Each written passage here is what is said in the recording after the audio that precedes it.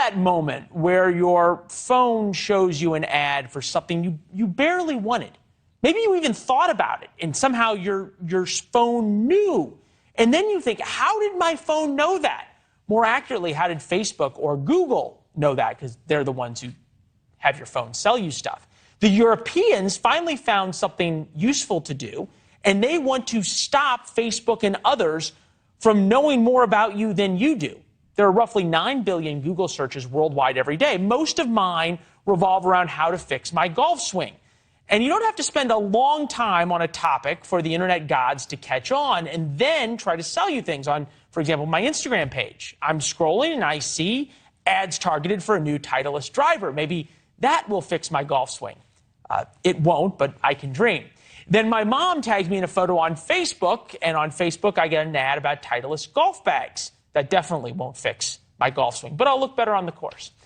I didn't search for any golf-related items on Instagram or Facebook, but Meta, their parent company, knew. The EU is trying to eliminate this by allowing users to opt out of targeted ads. The European Union finally doing something interesting on regulation. Joining us now, founder-president of the District Media Group, Beverly Hallberg. Beverly, I think about this, and then I go back to the idea that in social media, we are not the customer, we are the product. We get to enjoy Facebook or Instagram for free. Shouldn't we probably have to accept that we're going to get these targeted ads if we want that?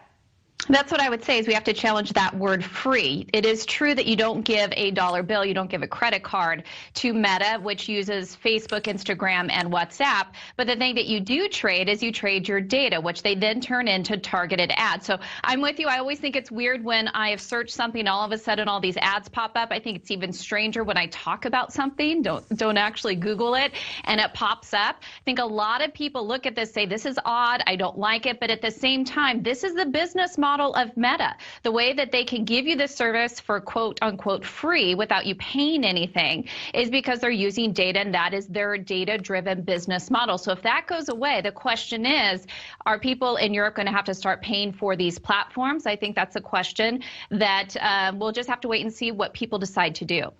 What do you make of the fact that the European Union is so much harder on big tech than the United States is? Is that a model of regulation, especially that conservatives could get behind? I think there's an element to this where conservatives can, and that is because we have seen bad acting and selling data in some of these platforms where their terms of service don't actually reflect all the ways they're using your data. But if the terms of service are very clear, it's mostly about targeted ads, not selling medical information, for example, then I would say that this is actually a free market issue where nobody is forcing you to use Instagram or Facebook or WhatsApp. This is something you choose to do. And because you decided to opt into this service, these are the terms. So we could get to a place where people don't decide to do this, and then Meta needs to change its model and how it's used. And that what I would say is actually the free market at work. I always get a little concerned when regulators get heavy-handed, and that's what they're doing in Europe. The flip side of that, and it's starting, right, is that Netflix now is saying we're going to offer an ad-supported subscription that's cheaper. You have Facebook with the ads or Facebook without the ads.